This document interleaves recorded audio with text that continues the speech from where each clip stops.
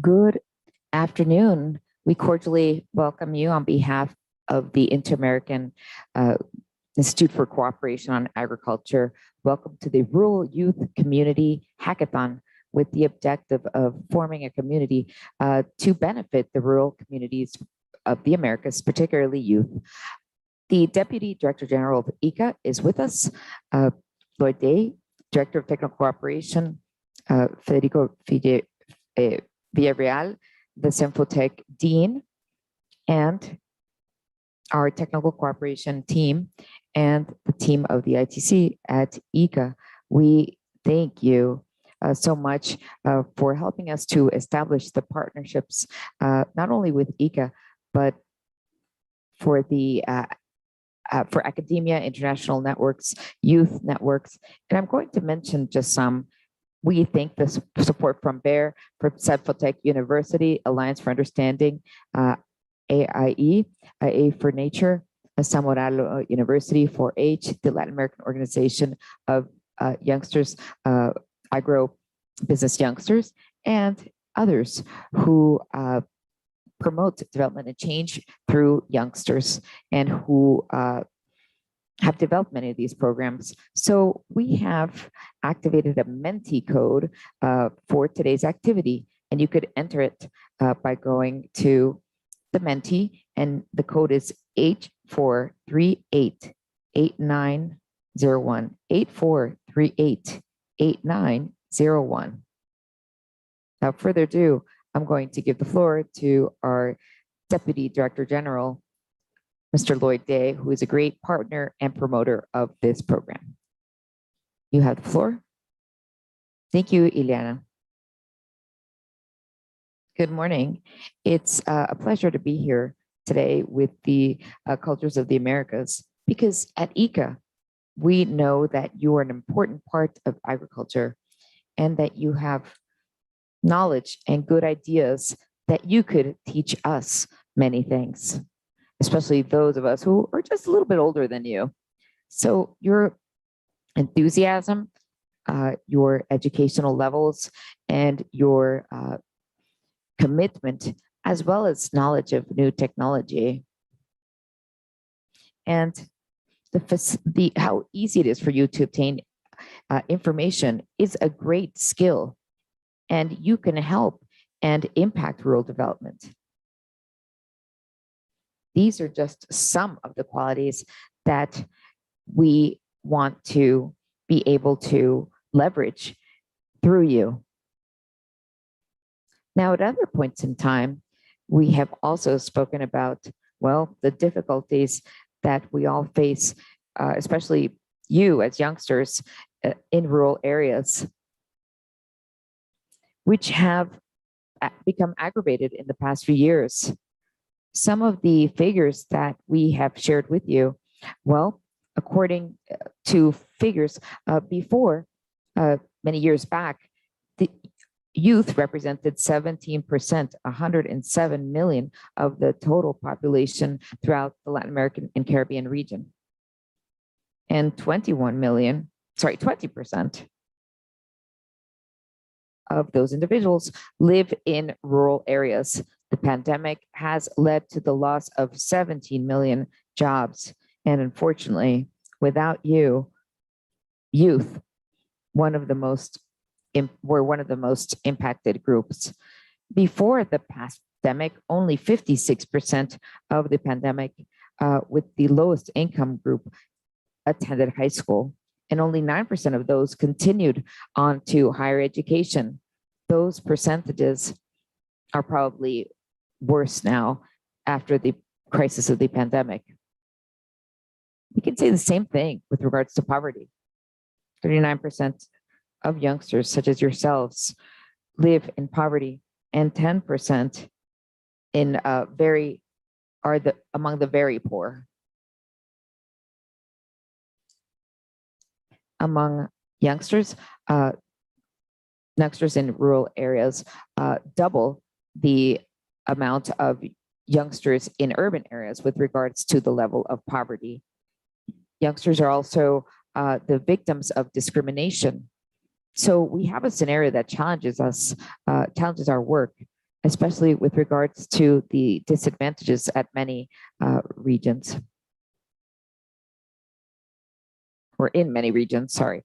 You are a large number, but can make changes possible, especially with regards to the agri-food world. But you need more than our support, as we need you to work together. Without you, we will not be able to build a new agriculture, and you need us to be able to have the opportunities that you need. So we will today use your talent to help build a hemispheric community of rural youth, a tool that will be at the service of all youngsters in America, that will allow you to exchange experiences, contribute your ideas to improve rural territories, and build new opportunities for information. And so that we will be able to work together, youngsters, the older generations, towards a balanced, equitable, and fair world full of possibilities for you, youth of the Americas. Thank you so much for accepting our invitation and taking part in this hackathon, Rural Youth. We wish you an excellent day.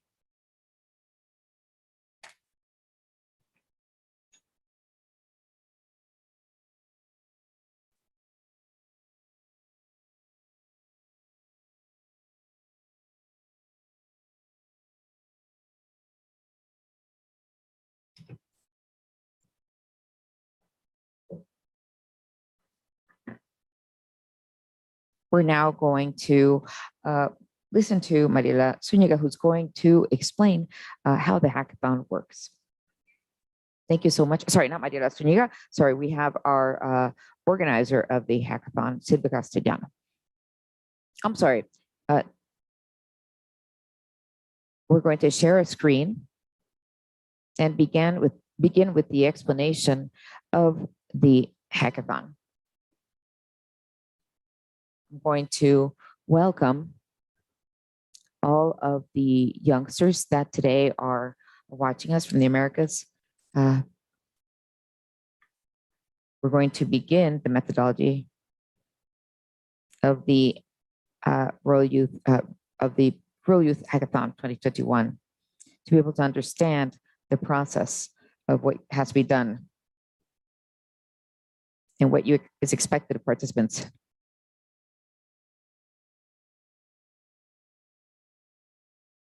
It's important to know that the process of the hackathon will serve to continue another process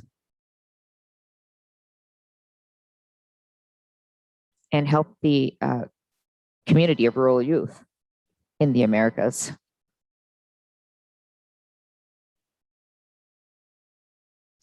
If not, we're going to have to go back. Well, we don't want to go back to the doleful year of 2020, where, well, together with, through our strategic alliances, we had the conceptual idea, which was the winning idea, that the participants of this hackathon will face a challenge of using a technology tool and be able to develop an idea. The welcome kit is explained that we mentioned yesterday, especially with regards to the information and the idea. So we recommend that you read it very carefully, because it will be very important for the hackathon.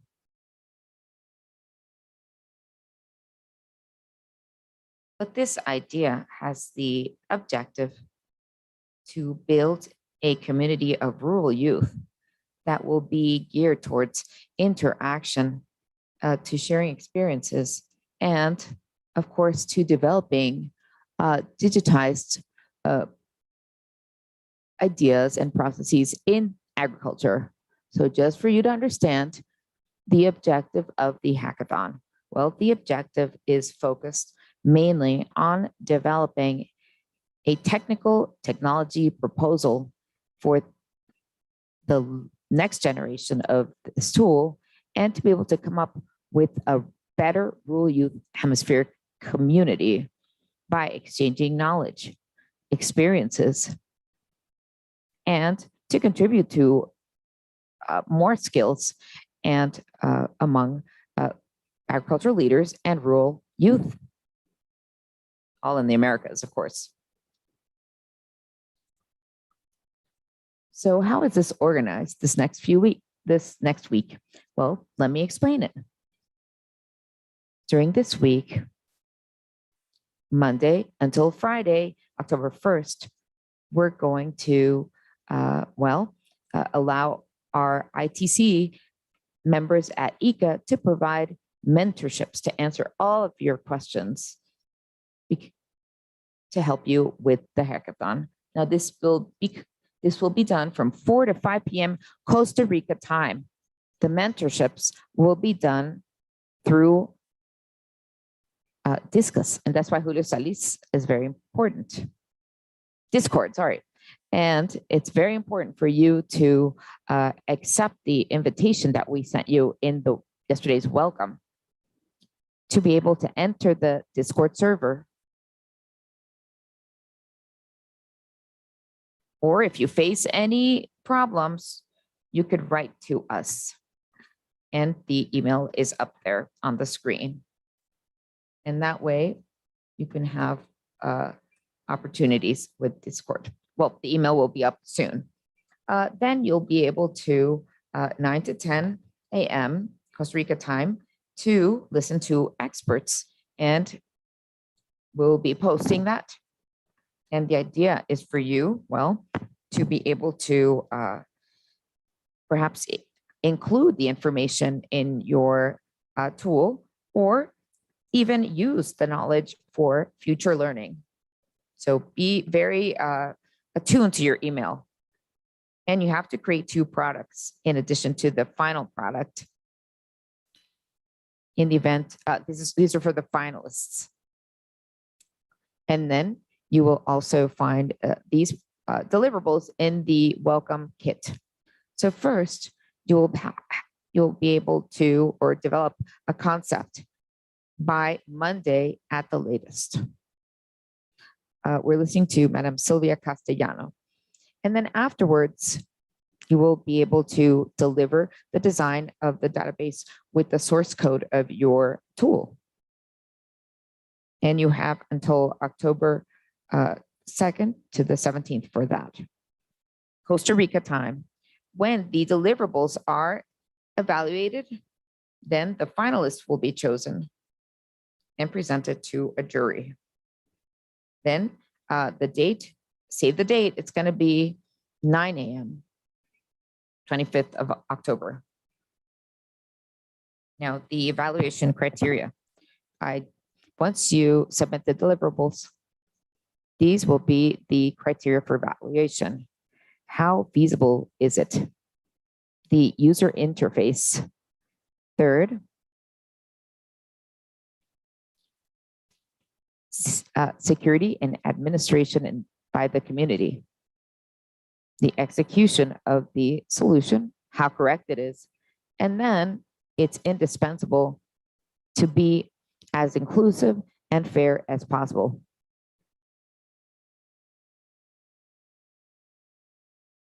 So you can work together with other individuals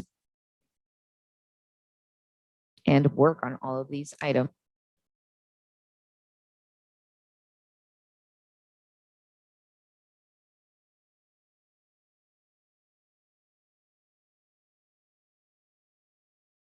¿Y todo esto con qué finalidad? Bueno, desde el ICA y las alianzas que nos han colaborado con todo esto, las organizaciones que nos han colaborado pues creemos que el configurar formar parte de la configuración de esta comunidad hemisférica es definitivamente lo mejor de todo, pero también podréis obtener, en caso de quedar como uno de los... So you will be able, along with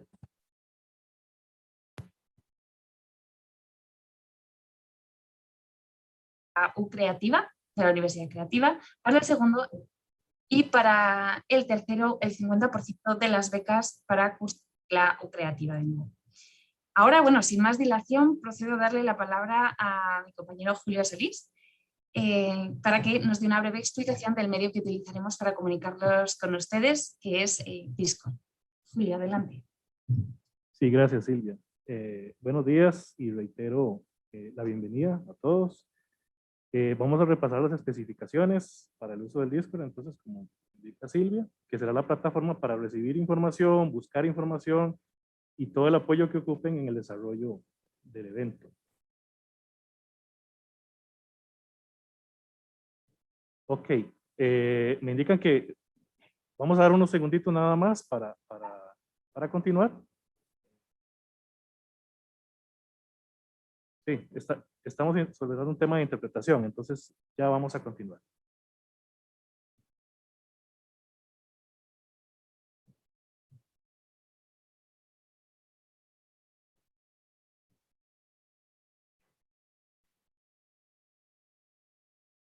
the interpretation is back.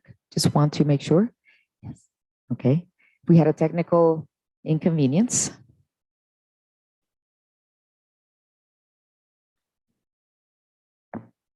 So we will begin again with the review of Discord.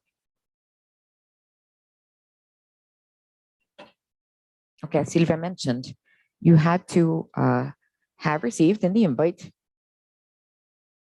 the Discord link. If you don't have it, you can find it there. The team leaders also should have it. So you can ask your team leaders. Now this will take you to Discord. And then you'll have to first create an account. And if you don't have that, well, many people use this platform for other purposes, for online games. You can use that account, but during the event, rename your users so we are able to identify you. So fill out these spaces. It's your email, your username, and a password. And after that, you can enter without any mishaps whenever you want, whatever time you want, enter the Discord platform. Okay, username. It is important for us and for you, as I mentioned, to be able to quickly identify you. Tell us your name, your equipment, or sorry, your team number. Each team has a number that's associated to that team. And if you don't have it yet, you can write to us at the email the email where you received the kit, and state your country. So your name, your number, and the country. And that way we know who you are. Because we need to group you together within the platform so you could have your room available and speak with the mentors. We will also have, well, within the environment, text channels as well as audio channels. The text channels will include all of the information having to do with your evaluation criteria, agendas, everything that you need to be able to request support or any information that you may need.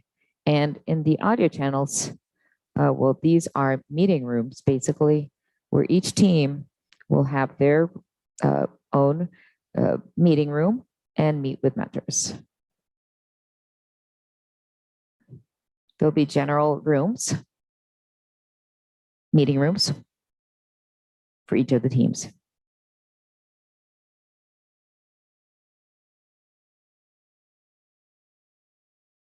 And these are the tools that include Discord.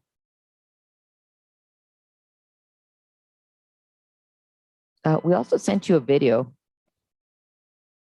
explaining how to enter, how to navigate within the Discord.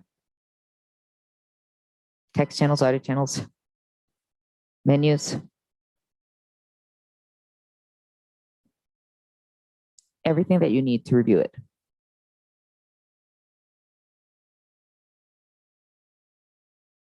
There will be warning channels or just notification channels, and an agenda channel. We're going to have, as we mentioned, some speakers that are going to be loaded up or loaded on Discord in the event that you haven't been able to access that. And you'll be able to access that on Discord and watch it on your own time.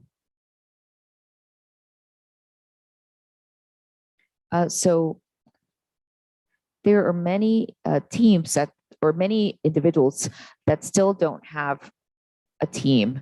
It's very important to have a team. You can't work by yourself.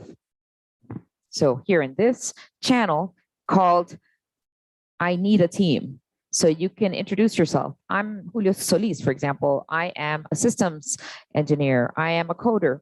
And you can enter and find individuals to form a team and then participate. Then we have a Q&A channel.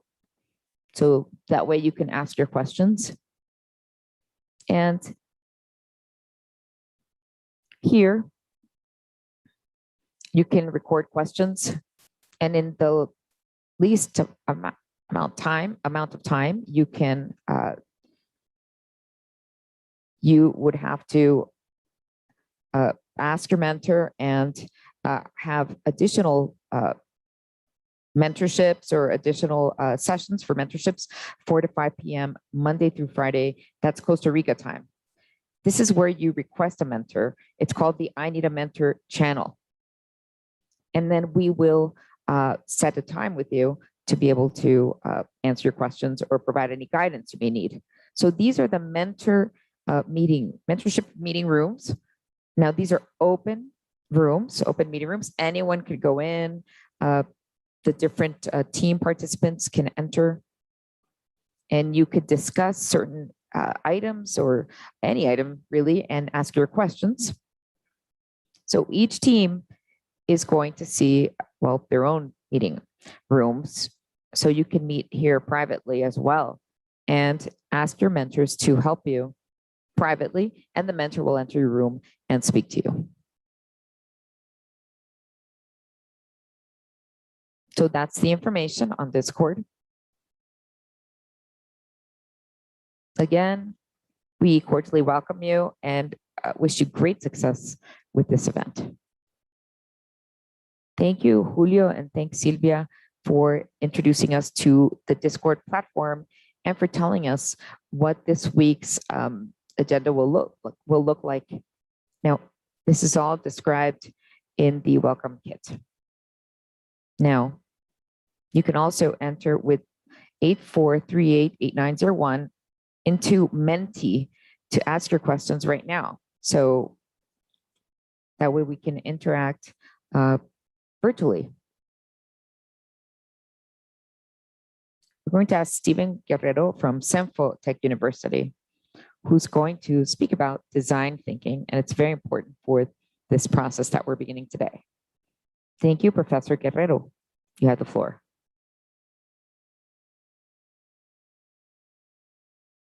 Hello, good morning. I hope that you're all doing well. Let's see if you can see me here. And if you can all hear me, please.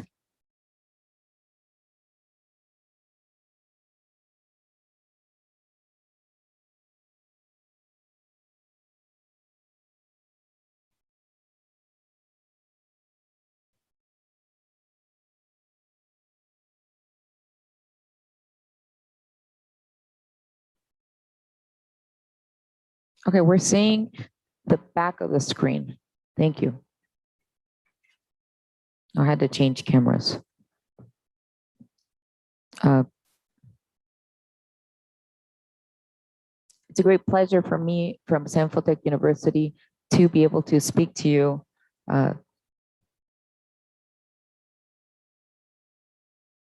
And greetings to all and our partners who are making this possible, Mr. Lloyd Day, Julio Solis, Silvia Castellano, Ileana Ramirez, and the rest of the team, and especially all the youngsters that are here today with us. I know that it's such a challenge, and I'm so proud of you all for even trying it. This is an industry that's vital, essential for our country, for our region, for the entire world. So for me, it's a great pleasure. I want you to feel free to ask questions and to ask questions and comments for the presentation to be as interactive as possible.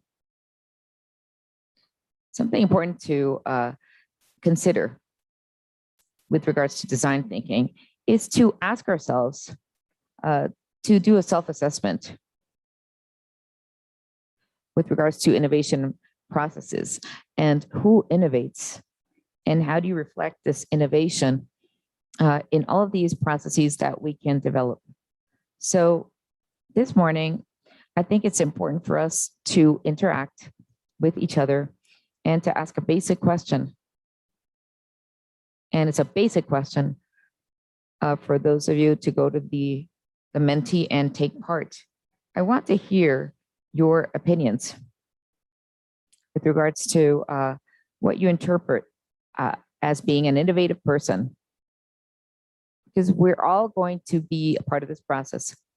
And we may have questions as to what are those pre-requirements, what are those characteristics or those skills that people have.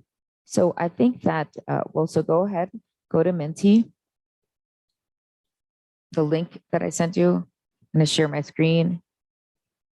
So with 3 keywords, tell me, what can you, how do you characterize an innovative person?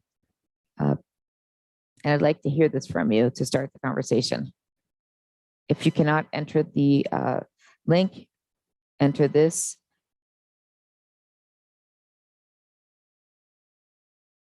Let us, tell us what characterizes an innovative person.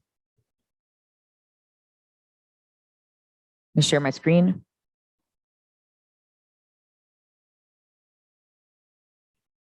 To see if we have any answers.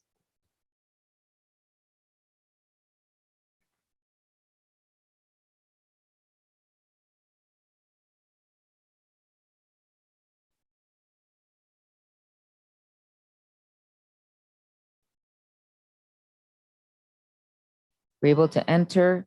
I don't see anybody. I don't see any participants. If not, you could also just tell me here in the chat. Ronald is saying creative, optimist, and inspiring. Karen, someone who adds added value to a product. Great.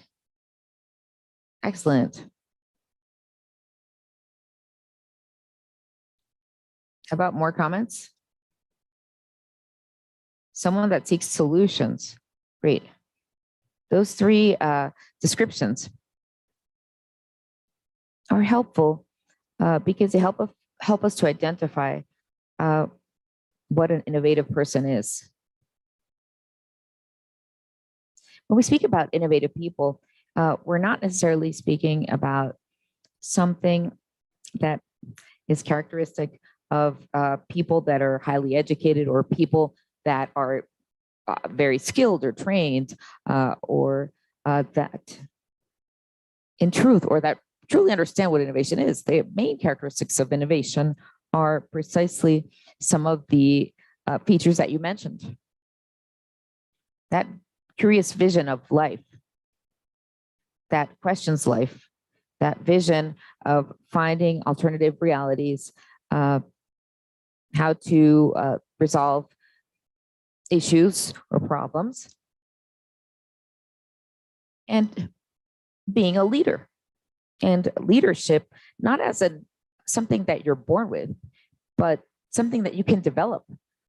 Innovation is not something you're born with. It's something you can learn. And all of us have the opportunity to become innovative. It's not some special talent. And it's an essential element when we speak about design thinking and the methodology it entails. So let me share the screen again, and I'll move on to the presentation. Thank you. And this is what we're going to speak about this morning. The methodology of design thinking arises from a way through which we can address problems and solve them in creative ways, innovative ways. And that's why it is so important to remember that for each of us, this is not something that is reserved for just a few, but it is part of everyone's self-defining characteristics. Anyone could do that. And in addition to the concept of what is an innovative person, it's important for us when we speak about these methodologies to be able to quickly review what innovation means. Many of us have the stereotypical idea that it means launching a new product that revolutionized the market and that completely changed how we viewed reality. And that's part of what innovation is, but it's not just that. Innovation isn't only that. Much of innovation that we currently know of has been the result of disruptive processes, things that are completely new that we never knew before in our past generations. For example, vapor, the Industrial Revolution, steam engines, airplanes. But this is the result of many other processes that aren't necessarily, well, disruptive innovation processes, but they are innovative processes. And I refer to, for example, the capacity that we have to take existing elements that already are being used and improving them. So introducing changes that produce innovations based on something that already existed. And that's important to consider within the processes that you're going to work on. But you don't have to, well, expect that your results to be something unheard of, something completely new. But it's important to consider all of these mechanisms that we work on. And our scenarios, in our scenario, we have to use this and make improvements and help us to continue to move forward in this important process. And such as innovation processes in agro-industry. So it's important to consider that there are three types of innovation, or three areas that we can innovate in. Innovation doesn't only arise from creating new products, but innovation can also be the creation of services or the improvement of already existing processes. So it's important to consider that innovation may be based on products, services, and processes. So what's most known by us is products, because it's when we see the tangible result that product that we produced and that has a positive impact. But it's also important to acknowledge that product innovation isn't only creating a new product, but also it may be the result of making changes and improvement processes with a degree of major risk, because innovation is involved. It's a risk that isn't necessarily something negative, but that makes us change the status quo or may include the components of a product, the software, the materials that are used, these technical specifications of these products. So, as I said before, innovation may occur in the services sector, what we can call products, but they are intangibles that we do not see, but that we receive, or rather, the innovation may consist of the services that we receive based on that innovation, because the goal of innovation is for, in the services sector, for example, the experience of the users to be improved, or that the profitability to be increased. And as I was saying, we also have processes, innovation for processes that has to do with introduction or improvement of production or distribution processes. So that is where we can consider that innovation may occur based on the techniques that we have for producing a product that has to undergo a process. How do we improve that technique for that process to produce it? How do we improve the materials, the methods, the tools, the software? But again, it's important to recapitulate quickly that innovation isn't necessarily disruptive. It's not a process of creating something completely new that didn't exist, and that it not only occurs with products, but with services and processes. So something that's very important to consider in this regards. So if we speak about design thinking more fully, we understand design thinking as the methodology, although it's also a philosophy, and let me emphasize that, that helps us to resolve issues, but differently than how we generally resolve problems. Because through design thinking, we cannot solve problems if once the problem is set, we don't ask questions. So design thinking translated as, design thinking is a process through which we resolve issues by focusing on people and focusing on observation. These are key characteristics of design thinking as a methodology. So we will analyze a problem and do what scientists do. So it's kind of like the scientific method, because we don't say, this is what you have to do to resolve it. We observe. And what do we observe? We observe people who are directly involved in that and impacted by the problem that we are analyzing. So it is important to consider that design thinking is that thought. A design thinking is when I design things, elaborate things while focused on people. So based on observation and especially thinking creatively. In other words, not because it doesn't mean that the solution that I'm going to provide is going to be the same, because it's always done like that. Because we're just repeating what's being done in the market.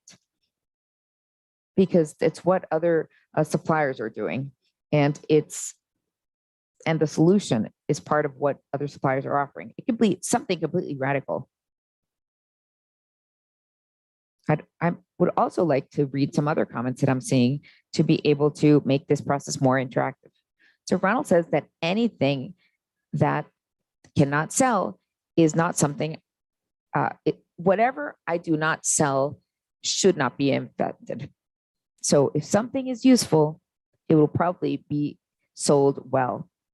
Yes, Ronald, excellent. This is another distinction that we have to consider, and that many times is used interchangeably with regards to concepts. An invention is not the same as innovation.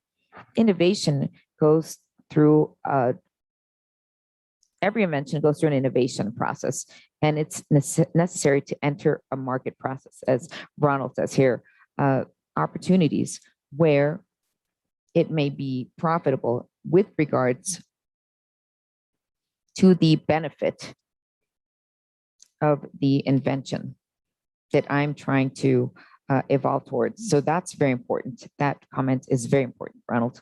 So again, so design thinking is a methodology because it has structured steps that allow us to move forward correctly, to be able to obtain correct results and build correctly. So this aligns very much to the concept of being streamlined methodologies, being agile, streamlined, and hopefully you'll be able to explore that as part of this process. So within that context, in design thinking, there are 5 steps, and this has to do what we know of as empathy, going through an empathetic process with the population group that I'm going to try to help.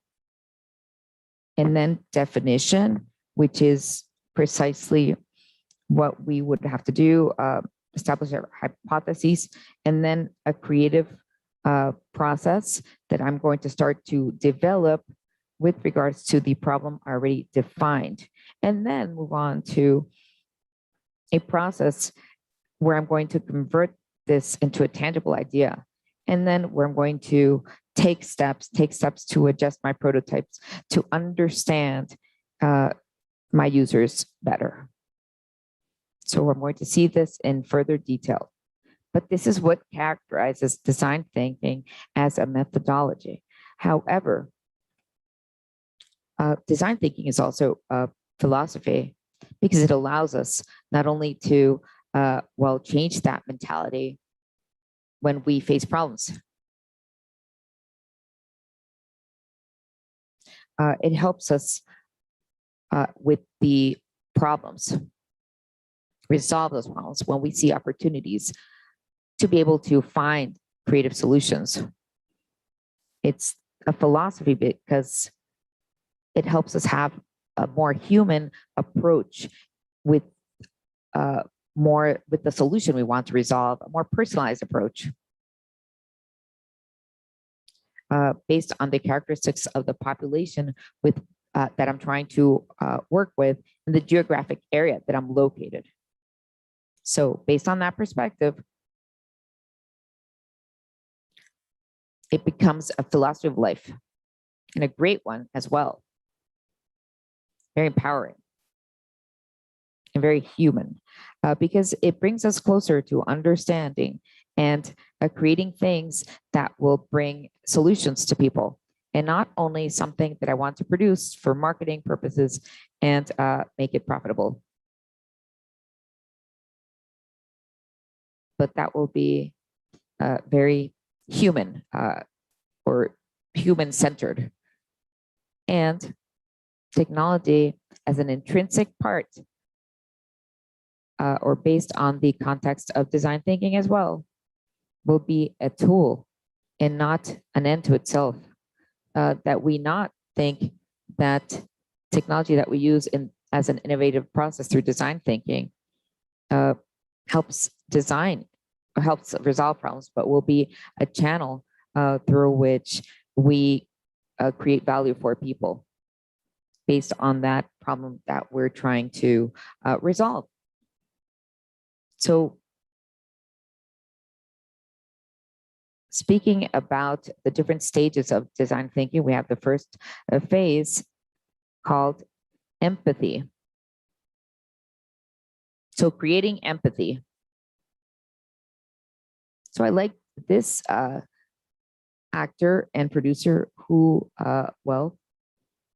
mentioned or defined empathy as this. He's an American actor, and he said that empathy is the starting point for creating a community and taking action. It's the impetus for creating change. And I think that that's an excellent definition because it's very aligned to what you're trying to create with your audience. Because the idea is for you to create a community. And through that community, have the impetus to act and create empathy. So for this, we need to have that understanding of individuals who will be part of that community and how that community can interact and how they can resolve issues outwards to face the problems in the sectors, but also inwards. And as part of this community, how can we resolve issues? Given our cultural differences, or due to differences that we grew up with culturally, how can we be creative to allow this to strengthen us? So collaboration, radical collaboration is one of the most important characteristics, and we need each of you to be part of this and contribute, because the less that you, the more you contribute, the better. Every person and every contribution matters. So that is why radical collaboration is truly important. And this process of empathy is one that we must work on as a group, but we must also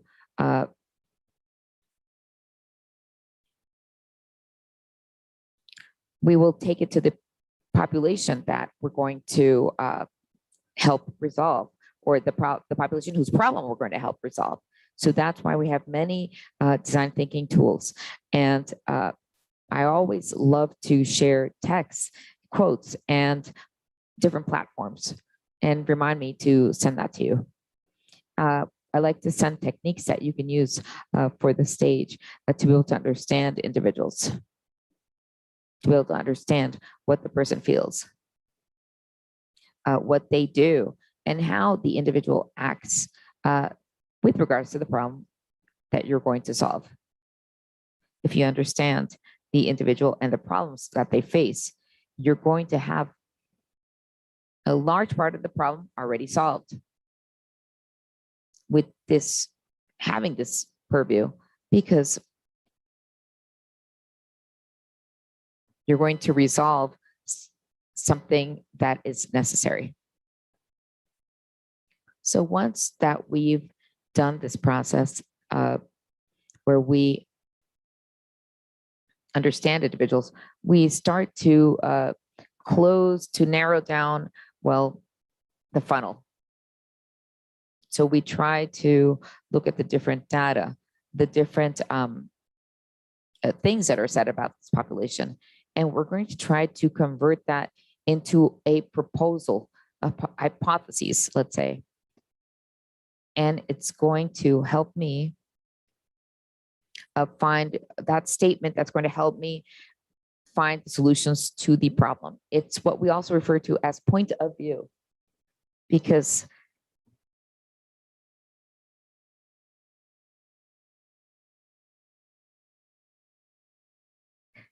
this has to be defined, because it's going to guide us, and it has to motivate us to take action. So immediately we have to know that the next step is to come up with an idea, and that it's going to be something that's going to be helpful for our audience. So remember to stay optimistic, because remember, you're going to address complex issues where there are different variables. You have to consider many different aspects, but don't get overwhelmed.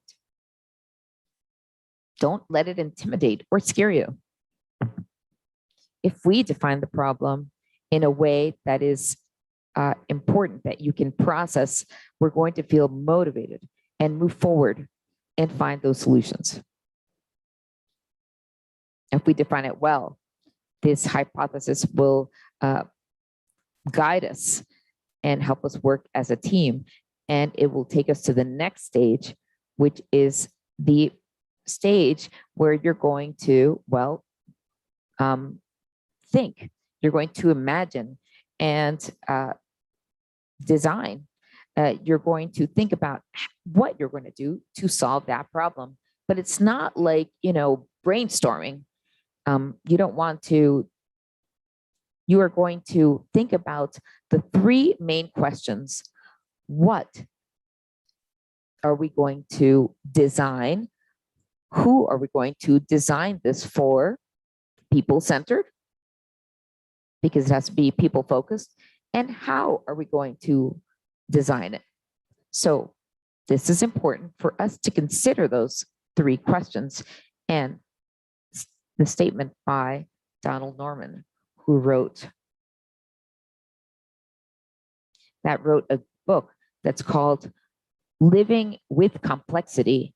And it says here, or he says, Don Norman, is that we must design based on people's behaviors and not how we want them to behave. So we must design for the way people behave now, not for how we would wish them to behave. So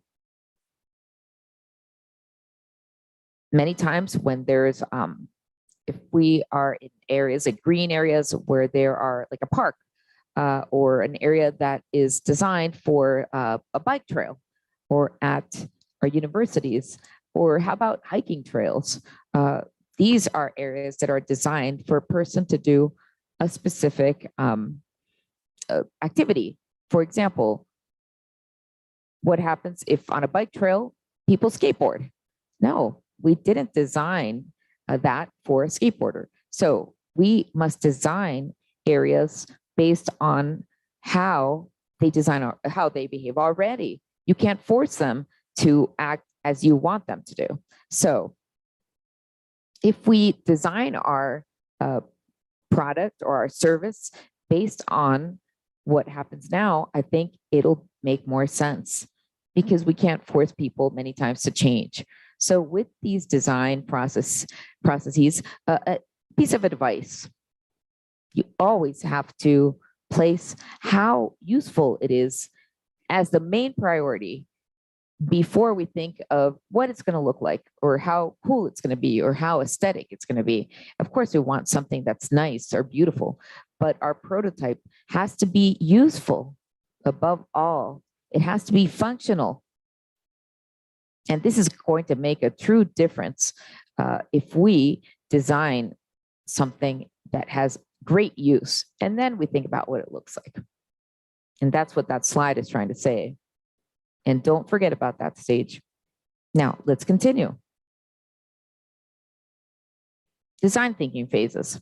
Well, we need to analyze the extent of design thinking and other streamlined methodologies that are part of this process. Now, we just saw these two. They have to do, or these three, they have to do with inspiration, understand people, observe people, and then what point of view are we going to have? What is going to be our hypothesis? So we develop that hypothesis, and then we go on to the next stage, which is the design phase, where we're going to start to design this process to actually mold the process through creative ideas, and then convert that into a prototype. Now, let me go a little bit back so we can see some important aspects that we're going to consider when we use this methodology. So the next step after we have creatively designed the prototype is that we have to take these ideas and actually filter them in that funnel and try to decide which ones are most tied to the problem that we're going to resolve. And then we're going to convert that into a prototype. But before that, it is also important, and I forgot to mention that before, that the design process,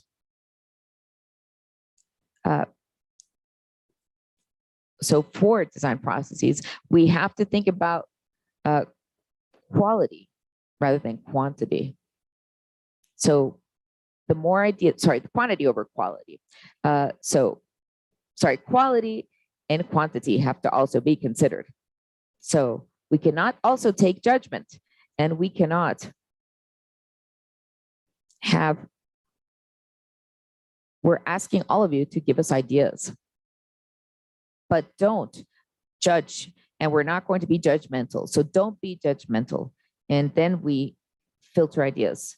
Ronald says 1,000 ideas, right? Yes, if possible. And there are also idea creation exercises. So I could share some information about that, some techniques. So we're going to move on to the prototype exercise.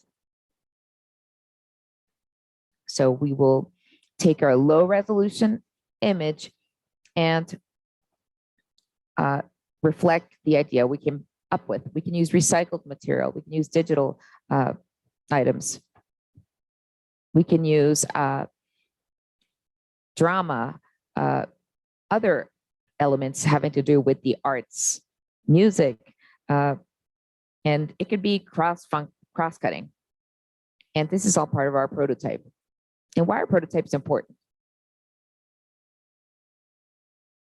Well, we've heard that an idea is, or a picture is like 1,000 words. And that's what is said. A prototype is worth 1,000 words. It helps us resolve disagreements. Sometimes because of how we communicate, a person may say something and we may be saying the same thing, but in another way. And it seems like we're disagreeing. But when we show a picture of it and we show the prototype, then you realize that we were speaking about the same thing, that we had another perspective. So it helps us resolve disagreement, and it also helps us to start discussion based on how that prototype is functional. It helps us also start a conversation with the end user because they have to use that prototype. And something that's also important that we have to learn, and that perhaps in the past, our parents didn't learn that. And that failing is not a mistake, doesn't mean you failed. Failure is based on mistakes. You learn from your mistakes, and you can go back and fix the mistake. It's not indicative of failure, but you just have to come up with a new solution. That solution probably wouldn't have been as quickly as economically if we hadn't failed. But we as human beings are not perfect. But if we want to remain people-centered, we have to remember that we have to look at other perspectives and that we may not always understand that perspective from the start. So it's important to create prototypes. And if we fail, if we make a mistake, we'll quickly resolve it. So now, remember, after you've done your research, you've set the table, you've set the presented the problem on the table.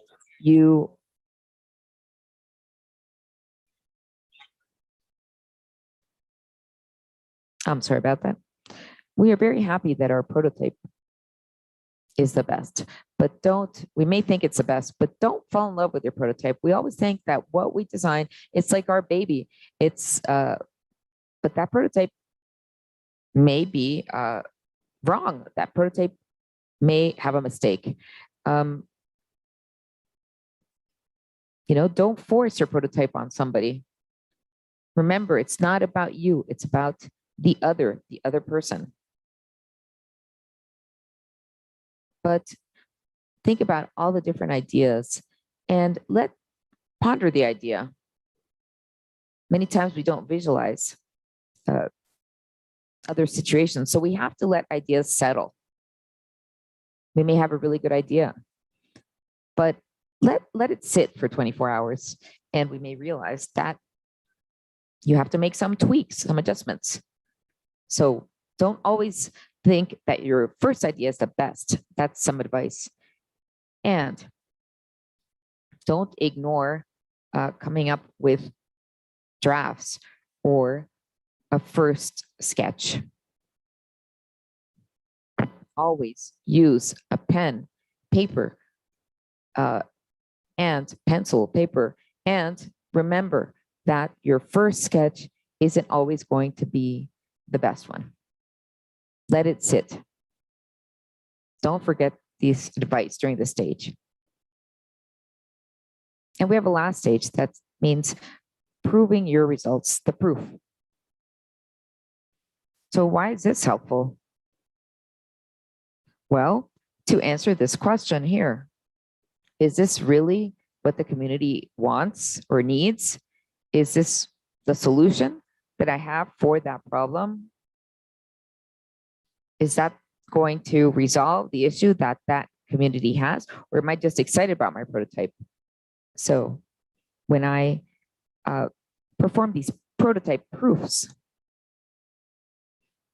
what I do is that I use those products, the minimum product, these minimum value products, and I take to the users to see if adjustments need to be made to allow the user to interact with the prototype. So they can ask, what is that button for? So what is this for? Is this going to meet my need? It's something that we needed 3 years back. This is for crops to grow better. Well, is this really going to help crops grow better? You have to let users ask those questions. The extra information that we get from them are an opportunity to adjust prototypes, and they are an opportunity to get to know them better. These proofs, these exercises are revealing. They highlight if we're going along the incorrect path, or if we need to make an improvement before launching the first iteration. Now, what is iteration? Well, during design thinking, we never work with the finished product. There's no such thing as that. The finished product can always be improved. So we always work with minimum value products. Now, these minimum value products will be improved by each iteration. So if it's like updating your cell phone software, right? That's an iteration. And that's how you can produce those minimum value products through iterations. So don't expect your product to resolve all of the different values that have to do with the problem that you're trying to resolve. Ask yourselves, does it solve the problem in any way, even a minimum improvement? If the response is yes, that's your first iteration. That's what's going to be helpful for your pilot, and then you improve upon that. So design thinking is a process through which we converge and diverge. What does that mean? That means open up to explore, to let ideas flow together, to get to know our users better. During the first stage of empathy, we open up to understand from them. We are not biased, we're not judgmental, and we learn about them without thinking, without considering that we are the wise men or women. This is a process of divergence. Now, then we converge all of that information. We let it flow together and process it into a statement describing the problem. Then we open up again and we do divergence and receive 100,000 ideas. Everyone gives their brainstorm or idea. And then during the prototype and proof stage, we begin through that divergence of ideas to create different prototypes. And that's important. Do not limit yourself to a prototype. You can create many with different materials even to see which one can be useful for better interaction. And then you are going to prove it. Once you've proven it, you could launch your pilot after you get feedback. And then that is a convergence process as part of the process. So when we're enlightened, we open up divergence and then we converge those ideas and we start closing and executing these ideas. It's part of what design thinking entails. Now, when we've undergone these phases,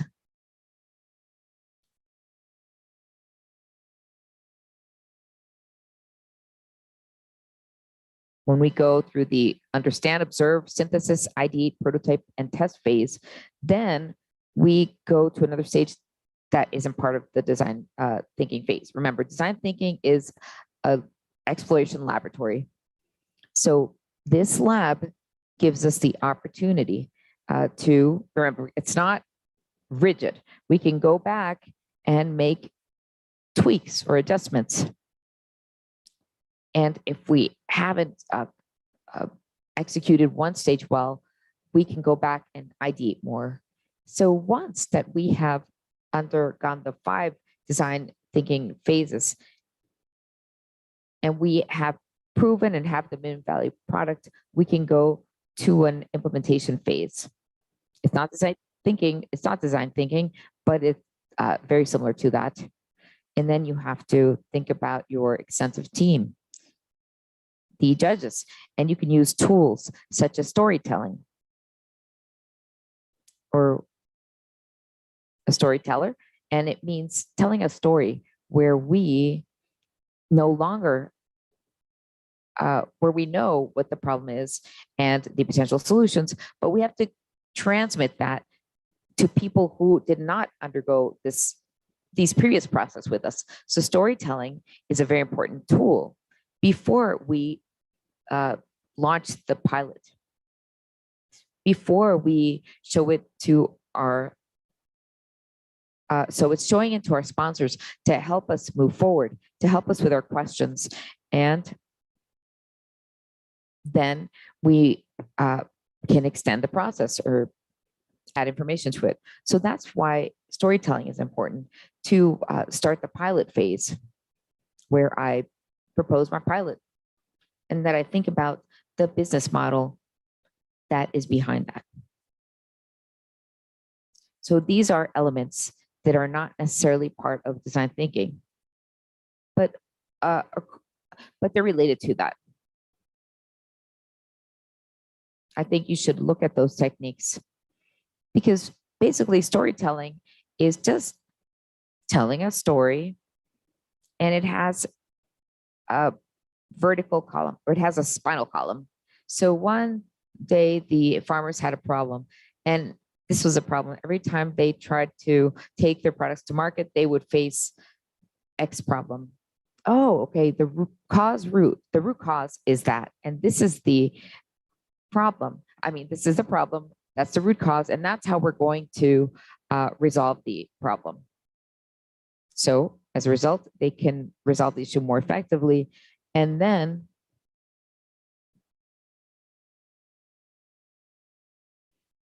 as a result, the farmer's revenue is going to go up, and they're going to have better livelihoods. Professor, sorry to interrupt you.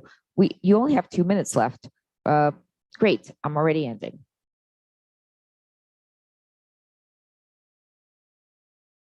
So once we go to the storytelling phase, we go to the pilot phase. Communication is key, as well as interaction is key as well. We try to assess what to do, what not to do, where we need to have opportunities for feedback, and opportunities for for moving forward quickly. And then we're going to end with a business model. Hopefully, that will eventually become something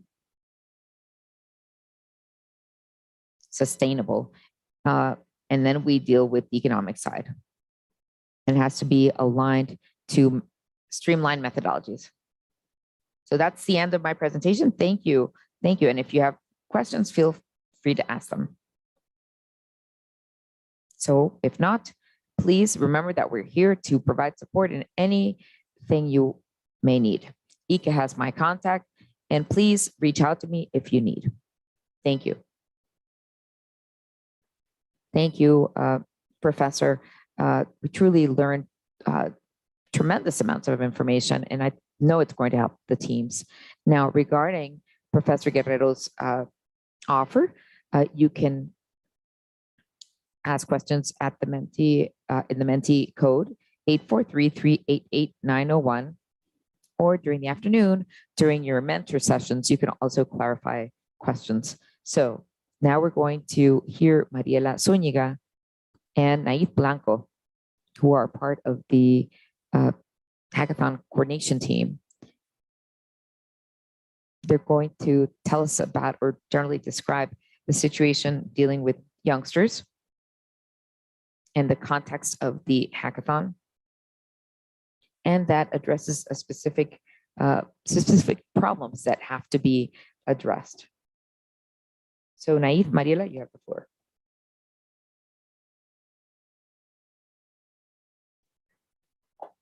Thank you, Ileana. I'd like to say hello to everyone who is connected here. Thank you for participating in this event. This session hackathon has the objective of making individuals' voice heard, being the voice of rural youth, and addressing topics such as productive participation and leadership activities. Now, these three issues have to do with focusing on what is presented by rural youth in the discussions, youngsters from all of the Americas. Today, the ideas that are mentioned are not going to come from IGA. Sorry, the three concepts are leadership, and that's the first one, and giving a voice to rural youth in the Americas. Mariela has an important question to ask. Thank you, Naif. And the question will be, Naif is going to give us the answer. Is it important to have youth leaders in rural areas? Yes, it is. It's important to help or support youngsters to become leaders and to allow them, because that way they will make decisions. I want to ask you the following, Mariela, based on what youngsters have told us, where can we begin to encourage leadership among youngsters? Thank you, Naif. Well, youngsters say that it's important to create opportunities as early on as in schools in rural areas, and also participate in making political decisions having to do with youngsters. Now, let me ask you the following question. What are the main challenges that youngsters face in rural areas? What do you think? Well, problems that were identified have to do with the lack of services, everything having to do with employment and job sources, informal jobs, lack of information technology, communication technology, and they also identified sociocultural issues having to do with gender inequity, drugs, migration, and crime rates, or crime.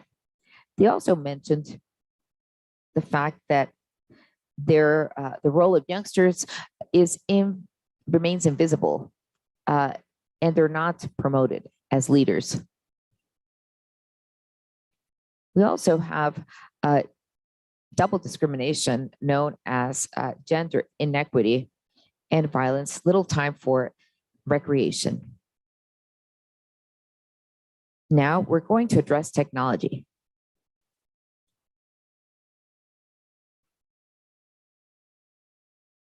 at least 77 million people that live in rural areas in Latin America and the Caribbean lack internet connectivity, minimum quality internet services, and only 50% of countries in Latin America and the Caribbean have specific connectivity in rural areas. So I'm going to tell you about Laura. Laura lives in a rural area, and she wanted to contribute to the family farm. And unlike what unlike people her age, she helps her parents farm and sell the wares that she farms. And she really wanted to work in agriculture. She dreamt about it. So why is she interested in continuing to work on the family farm? Well, she was able to go to university, and she loved the idea of working as an agricultural engineer. She moved to the capital, and she can contribute there to the family farm. But there's more. She proved that she knew what she knew all along existed. For example, there were many differences among gender. There was gender discrimination. There was lack of internet on the farm, and she needed the internet to be able to increase productivity of her family farm. She discovered methods and technology and how technology could help the family farm produce more. And not only with the crops, but with selling the crops. So she was full of ideas. So she said, I'm going to create a website, or I'm going to have an Instagram account and improve my profitability. But she found something that was really depressing. Only 37% of people where she grew up had access to internet. It shattered her. There was no internet. So that's one of the reasons why many times people moved from farms to the city. But a lot of people, once they move out, they don't want to go back to the farms because there are no job opportunities, because there's a big digital gap. There's no good internet. So rural youth faces poverty, lack of health, access to healthcare, education, information, and technology. And many times they have no options to be able to stay in rural areas and repopulate this area. But this reflects what happens on a daily basis. So organizations such as ICA and now yourselves can help communities in rural areas face the difficulties. Now, with regards to, even if there's limited internet. I'm going to give Mariela the floor now. Thank you, Naif. Thank you for your excellent examples. So we're going to briefly review leadership, the importance of this competition for youngsters.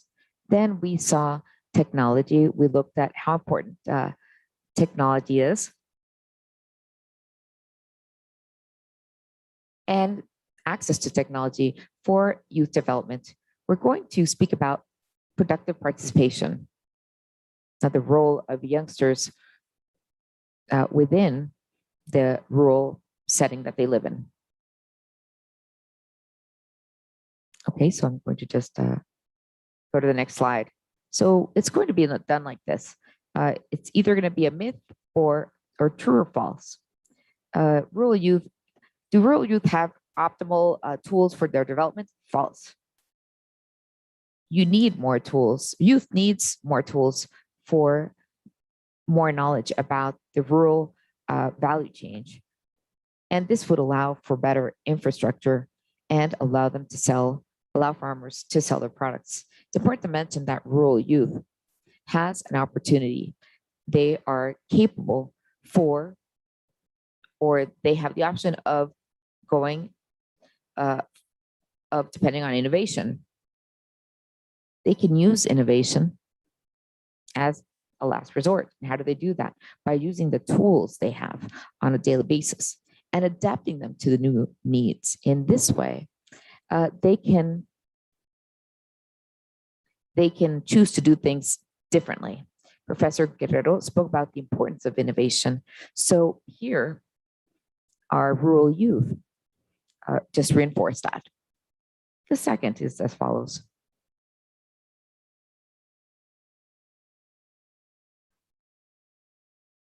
Is migration part of the daily life of rural youth? Yes, it's very common for universities to be located in cities.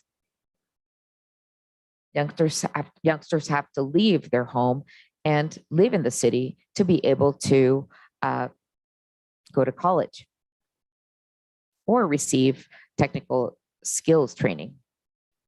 So here we spoke about the need of finding other opportunities beyond their own context, or they have to go beyond their homes to find training. And that's another possibility to find new jobs.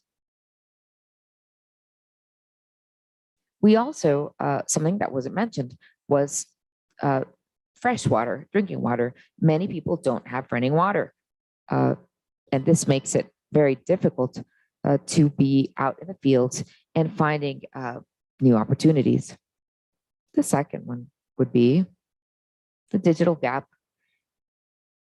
Is that something that rural youth face? True. While we continue to have a digital gap with regards to connection in rural areas, there will be fewer activities out in the field.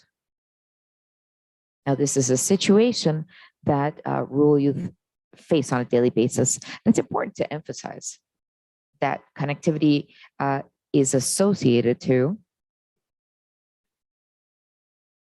that they may not have a smartphone or a computer, and it prevents them from accessing training possibilities. Now, there was a participant who said that it was important to youth social media for your events. How do we do that? If rural youth don't have a computer or they don't have good internet connections, that makes it harder. So we were also told that funding support is required to improve individuals' quality of life. Now, this was mentioned by rural youth. Very well, that's my presentation. So we've just shared the results of the meetings and the surveys that we did among rural youth to learn a bit about their context. So based on our talks, it's important to mention the participation of youth with regards to social, agricultural, economic, and technology issues by contributing large initiatives. And I remember, an idea can become a tangible action. I'd like to also leave you with this message. It makes us think about the new context that we're facing in this talk. Rural youth face poverty, lack of opportunities, healthcare opportunities, education, access to information and technology, as we've seen, as well as a lack of general options to remain, foster, and repopulate rural areas. Believing in them, providing them with opportunities, and hearing their voice is definitely possible and can make a difference. Thank you for your attention. Thank you, Mariela.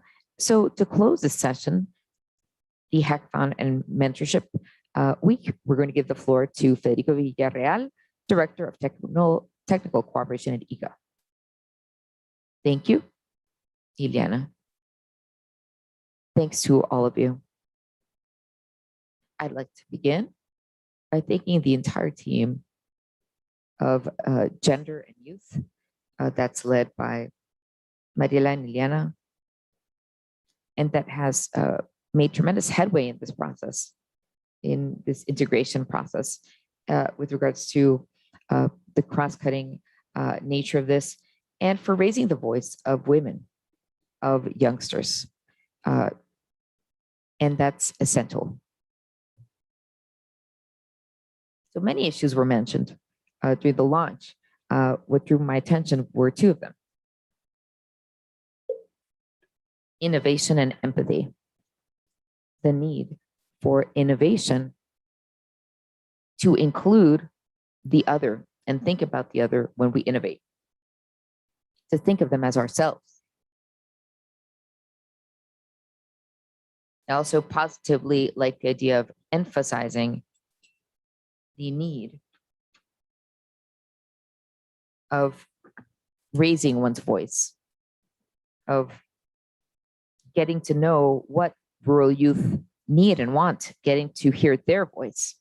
And third, youth has to be at the forefront of this process, and they have to speak up. We all faced many challenges.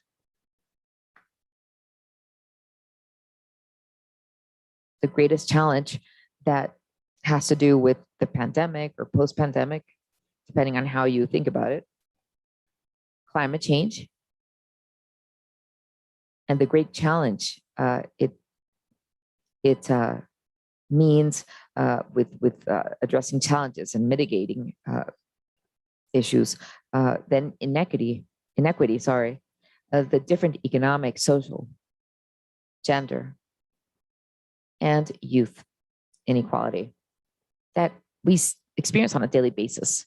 These are just some of the main components that describe this challenging context. Now, based on this context, challenging and globalized, well, globalized mean it takes place practically everywhere. So this doesn't mean